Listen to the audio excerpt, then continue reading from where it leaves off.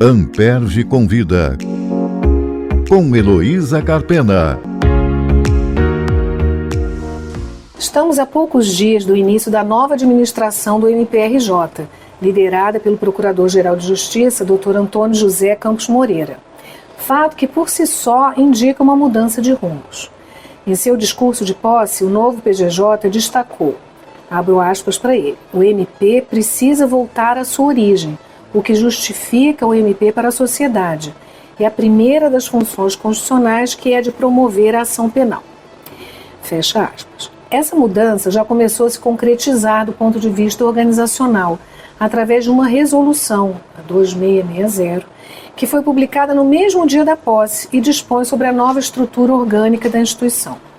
Uma das novidades foi a criação de uma Subprocuradoria-Geral de Justiça de atuação especializada, para a qual foi nomeado o Procurador de Justiça Cláudio Varela, com quem eu tenho o prazer de conversar hoje. Ele foi coordenador do GAECO, do GAEDEST, foi membro do Conselho Superior do Ministério Público e atualmente procurador de Justiça junto à 16ª Câmara de Direito Privado. Boa tarde, Cláudio. Muito obrigada por aceitar o nosso convite. Eu quero começar a nossa entrevista comentando exatamente essa frase do Procurador-Geral, novo Procurador-Geral, que me chamou muito a atenção, porque ela procura evidenciar uma diminuição da área penal dentro da instituição. Você acha que isso de fato aconteceu e, caso afirmativo, por quê? Boa tarde, Heloísa. Boa tarde, ouvintes. É um prazer estar aqui. Na verdade, eu não sei se houve uma diminuição voluntária da área penal nesses tempos, mas acaba que o Ministério Público, com tantas funções constitucionais, acaba que realmente se desprendeu um pouco da sua origem, que é a ação penal pública. Então, a área criminal, que sempre foi do Tribunal do Júri, o nosso cartão de visita, a nossa vitrine, acabou ficando um pouquinho de lado. Mas não que isso fosse uma coisa pensada, coisa parecida. Mas, realmente, com o Procurador-Geral de Justiça, Antônio José, o foco é no fortalecimento dessa área penal, e a criação da Subprocuradoria-Geral de Atuação Especializada é um evidente passo nesse sentido. Tanto ele quanto você, né, vocês têm isso em comum, tem essas origens, né, da sua formação, até como professores, não só aqui no Ministério Público, nessa área, né? E a gente assistiu ao longo desses últimos anos, pós-Constituição, um crescimento imenso da área da proteção coletiva, né, da tutela coletiva. Então, talvez isso se devesse, não é, a um aumento das atribuições nessa matéria. E a resolução que criou a sua subprocuradoria fala em, aspas, promover a integração e a atuação conjunta das modalidades de atuação especializada no âmbito do MP. E isso engloba não só a matéria penal, né? Então, queria te pedir que falasse um pouco para nós qual a importância dessa integração, tanto na área da tutela quanto na área penal, e como lidar, assim, compatibilizar isso, né, essa integração e, portanto, a comunicação aí entre os vários atores com o princípio da independência funcional. Claro, essa pergunta é excelente, né? O que acontece? Eu fui o formador do GAECO lá em 2010 e ele foi feito... É o grupo de atuação especial de combate ao crime organizado. O GAECO o Rio de Janeiro foi o último estado da federação a criar esse grupo de atuação especializado, por transformação do Núcleo de Combate ao Crime Organizado, que era o NCCO, foi criado em 2009, em 2010 foi transformado em GAECO e eu fui o primeiro coordenador. E o GAECO foi criado justamente para ser um órgão sensível, né, com matéria sensível e muito hermético, né? As informações, como são sensíveis, não podem sair dali, tem que ser preservadas, evitar vazamento de informação, enfim, ele foi criado assim. E a partir daí também foram criados outros grupos com o passar do tempo. Só que o que aconteceu? As matérias que estavam dentro dos grupos eram conhecidas apenas desses próprios grupos e não havia uma interlocução entre eles. Por quê?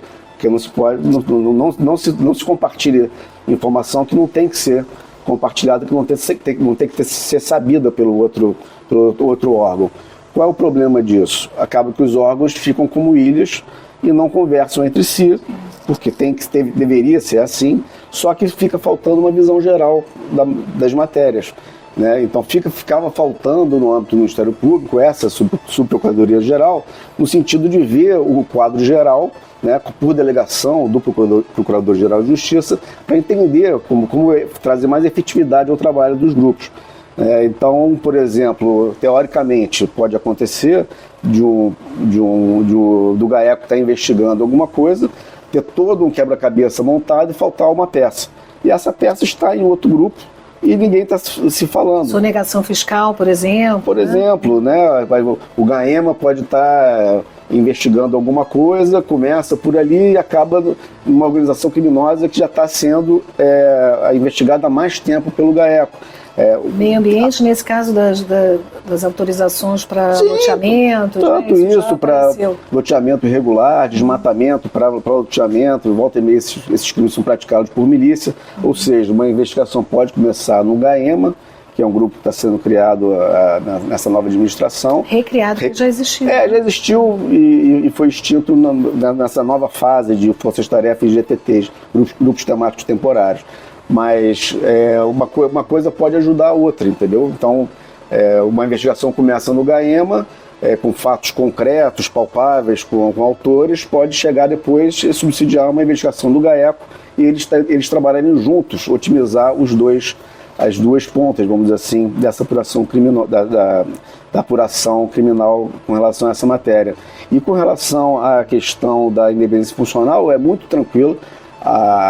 Essa subprocuradoria-geral não interfere em independência funcional. Isso é determinação além da Constituição, a determinação expressa do Procurador-Geral de Justiça, Antônio José. Assim, essa sub ela não tem ingerência em quem vai ser denunciado, quem não vai ser denunciado, qual o tipo penal, nada disso.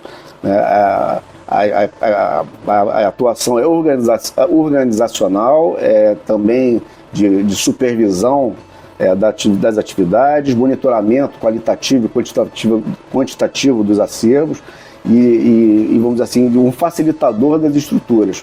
Jamais interferir no que o promotor vai fazer na ponta, porque, na verdade, isso é auxílio consentido, né? O promotor natural, que é o promotor responsável pelo caso, pede o auxílio do grupo especializado, recebe esse auxílio e o grupo age em nome dele e em apoio a ele. Então não teria sentido uma estrutura administrativa interferir ter ingerência sobre esse aspecto. Isso aí, com relação à minha intenção, jamais foi fazer alguma coisa parecida, e mesmo porque não poderia.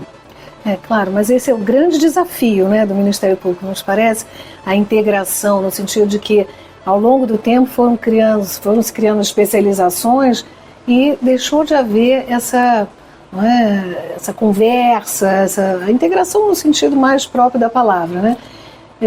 Aí minha pergunta seria, quando um determinado caso for identificado como comum a mais de um grupo, vai ser criado um subgrupo, vamos dizer, misto para tratar daquele assunto específico ou não? Não necessariamente. Os órgãos podem trabalhar em conjunto, integrados, não há problema nenhum. Inclusive a resolução que deve sair do GAEMA nesses dias já prevê a instauração, a atuação integrada dos grupos, caso necessário, mediante a anuência do subprocurador-geral.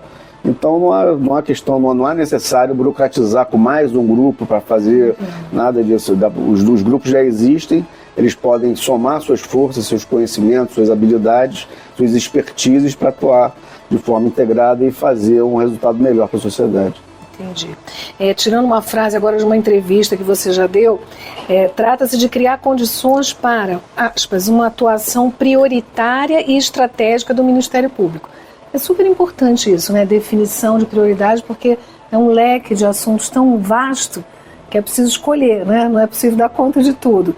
E a minha pergunta seria, quem define essas prioridades e quais são os instrumentos que você pretende se valer para isso? Quer dizer, dentro de todos os assuntos que os grupos, por exemplo, têm para serem cuidados, quais serão os mais importantes, os mais relevantes? Quem define as prioridades nessa gestão é o Procurador-Geral de Justiça, Antônio José. O Subprocurador-Geral de Justiça de Atuação Especializada, que sou eu, assim como todo Subprocurador-Geral de Justiça, ele atua por delegação do Procurador-Geral. Ele não é um órgão com vontade própria, vamos dizer assim. Sim. Ele segue as diretrizes da chefia institucional.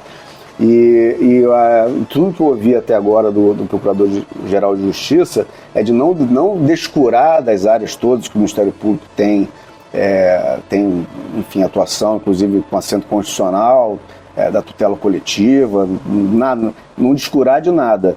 Mas na minha área de atuação, realmente a ênfase deve ser a área criminal, como foi inclusive dito no discurso de posse, mas também buscando a integração com a tutela coletiva, porque às vezes uma investigação começa na tutela, impacta na área criminal, tem informações do inquérito civil que interessam a área criminal e vice-versa. E a área criminal tem instrumentos mais fortes, vamos dizer assim, de investigação que podem ser compartilhados eventualmente por determinação judicial para a área de tutela. Então, assim, é um casamento que é muito bem-vindo, a área de tutela e a área criminal. Eu sempre advoguei isso, desde a época que eu era coordenador do GAECO, a gente fazia o quanto possível essa junção de forças, né? Eu já ouvi isso aqui de colegas dizendo da área da tutela coletiva, dizendo que a interlocução gerou benefícios para eles no não atendimento de requisições do Ministério Público. Então, o colega acionou o outro promotor da área criminal para que a autoridade fosse compelida e aí resolveu rapidamente o problema. É isso. Outra novidade que está na mesma resolução, né, outra subprocuradoria que foi criada, é de Direitos Humanos e Proteção à Vítima, que terá à frente a procuradora querida Patrícia Gliotti, né? Já foi entrevistada aqui no podcast, quem não ouviu, confira a entrevista dela falando sobre direitos das vítimas. Então, eu imagino que ela vai ser sua interlocutora permanente, né?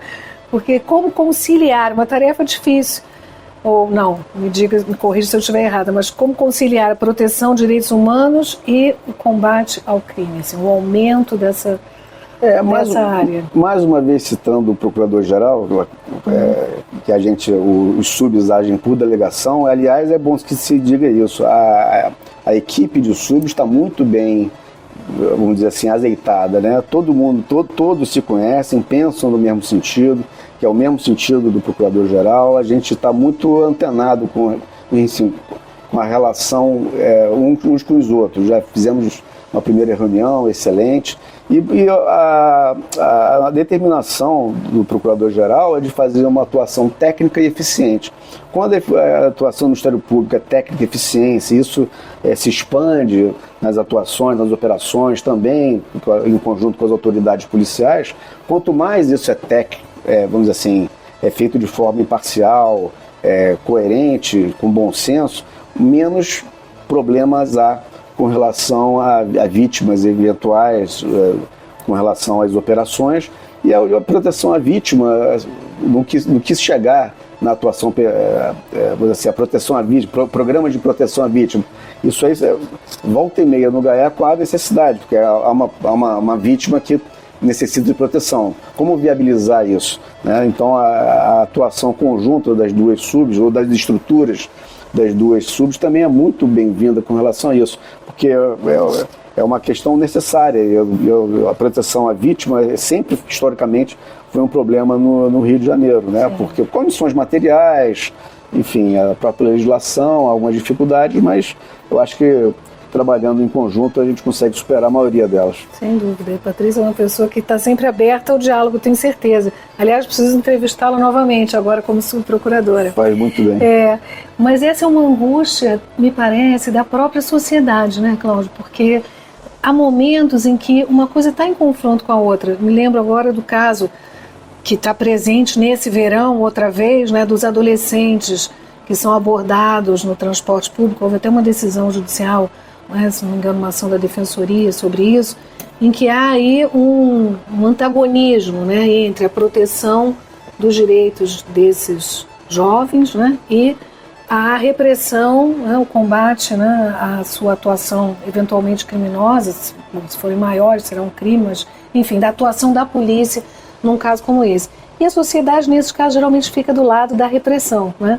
Tem menos sensibilidade para a questão da proteção dos direitos humanos. Como é que você acha que é possível chegar a um consenso, algum tipo de diálogo num caso assim?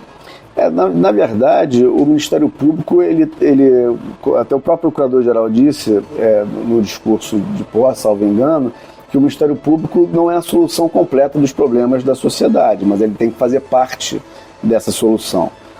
A questão é a segurança pública no Estado do Rio de Janeiro, talvez seja o problema que mais aflige a população. E é natural que ela queira, de alguma forma, providências mais drásticas, mais radicais com relação a isso.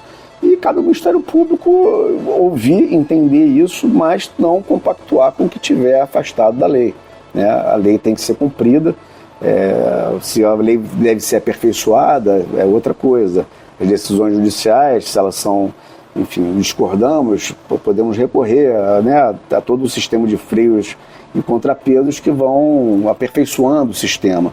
A solução é complexa, porque o problema não é só de segurança pública, o problema é social, mas eu acho que com boa vontade das pessoas consegue-se chegar a um meio termo em que os direitos dos adolescentes, como nesse caso concreto que você está falando, sejam respeitados, sem que a polícia fique de mãos atadas vendo uma situação que potencialmente perigosa. Lógico que não é agir com preconceito, ou nada disso, muito pelo contrário, mas talvez fazer protocolos de abordagem mais socialmente mais adequados, sem talvez a rispidez que pode acontecer numa abordagem policial dentro de um coletivo, enfim, diante de determinadas pessoas que se suspeitem. A polícia, eu acho que tem que ter o direito de abordar as pessoas que tenham fundada suspeita. Tem poder para isso, tem poder para isso, mas qual é a fundada suspeita? Não pode ser, obviamente, a cor da pele. Mas esses casos acabam passando por aqui, em algum momento. Dentro da atuação especializada vai estar colocada. Dentro da atuação especializada menos, porque, na verdade, os grupos que existem, por enquanto, e estão previstos, não tocam diretamente nesse assunto. Mas, obviamente, que podem vir a aparecer questões parecidas ou correlatas com essa, dentro de um aspecto, por exemplo, de segurança pública, pode vir a acontecer. E a gente vai tratar da melhor forma possível, dentro do bom senso, que eu acho que tem que ver, e tolerância, e também ouvir as pessoas, as opiniões contrárias, as opiniões dos peritos, das pessoas que têm mais conhecimento da área em termos do dia a dia, fora da área jurídica. Eu acho que ouvindo assim, interdisciplinarmente as pessoas, acho que a gente consegue chegar a um bom padrão para esse tipo de coisa, muito embora eu repita, não esse assunto não está diretamente ligado a essa Subprocuradoria-Geral, pelo menos por enquanto. Para dar conta desses grandes desafios, a minha pergunta final seria: qual é a estrutura que você dispõe e quais são os órgãos que estão vinculados a essa Subprocuradoria para concretizar essa missão? Sobre o guarda-chuva, vamos chamar assim, da Subprocuradoria-Geral de Atuação Especializada, vão estar todas as modalidades de atuação coletiva especializada. Os grupos temáticos temporários, grupos temáticos, que é uma modalidade que eu pretendo criar, e forças-tarefas. Então, o órgão mais conhecido hoje do Ministério Público de Atuação Coletiva é o GAECO, Grupo de Combate ao Crime Organizado. O GAEMA deve estar sendo criado, está em vias de criação. Há outros previstos que eu não tenho autorização para falar ainda, mas que estão já bem adiantados. E vários outros de forças-tarefas, como, por exemplo, da Marielle e do Anderson, que ainda ajudou na investigação. grupo temático temporário do esporte, que a gente pretende reformular também. Você já esteve nessa área, inclusive. Exatamente. O GAEDEST era um grupo que tratava de esporte, por exemplo, foi o responsável pela criação do protocolo no âmbito do Ministério Público do Rio de Janeiro das bandeiras do estádio de futebol. Então, por exemplo, o jogo é de mínimo risco, é uma bandeira verde. Entendi. E vai crescendo o risco amarelo, vermelha, né? E a partir dessas bandeiras há um protocolo de atuação das autoridades, enfim, de todos os envolvidos. São mais de 20 estruturas como agir de acordo com aquela situação. Por exemplo, um jogo pequeno, vamos chamar de pequeno, não tem necessidade de interdição do entorno todo. Um jogo de Libertadores, com grande rivalidade, tem que fechar em torno, mais medidas de segurança, mais tudo, mais efetivo policial. Então, assim, são coisas bem específicas que foram criadas, né? E são bem complexas. Várias pessoas. Né? E esse grupo a gente pretende também mantê-lo, transformá-lo talvez em alguma coisa, mas para dar sequência nesse trabalho é feito junto com o grupo de apoio técnico especializado, o GAT, que é um dos instrumentos que o Ministério Público tem para conseguir alcançar seus objetivos. A Coordenadoria de Segurança e Inteligência foi reformulada pelo Procurador-Geral Antônio José, então vai ser separada a área de segurança e inteligência da área de investigação, vamos dizer assim, de inteligência na investigação, e todos muito bem azeitados, né? Já houve reunião com os coordenadores, as coisas estão fluindo muito bem nesse início de administração. O Ministério Público tem muita coisa boa para utilizar, ferramentas para utilizar e em prol da sociedade, né? Falta um pouco, talvez, organizar mais para a gente conseguir transformar esse grande, eu chamaria de poderio mesmo, no sentido de poder, né? de poder realizar, poder alcançar objetivos, para a gente transformar isso em realidade, né? Porque o nosso destinatário da nossa atuação é a sociedade, né? Então ela está muito sofrida, né? Principalmente na questão de segurança pública, e a nossa ideia realmente é resgatar esse papel do Ministério Público na obtenção de resultados, né? Eu acho que a atuação efetiva leva a isso. Técnica, ponderada, mas efetiva. Desejo muito sucesso na nova missão e vou encerrar convidando os ouvintes a acompanharem o podcast. Toda terça-feira um novo episódio está disponível no site da Amperd, no site da Rádio Roquete Pinto e no Spotify. Siga o canal do Amperd Convida no YouTube para não perder nenhum episódio. Amperd Convida com Heloísa Carpena.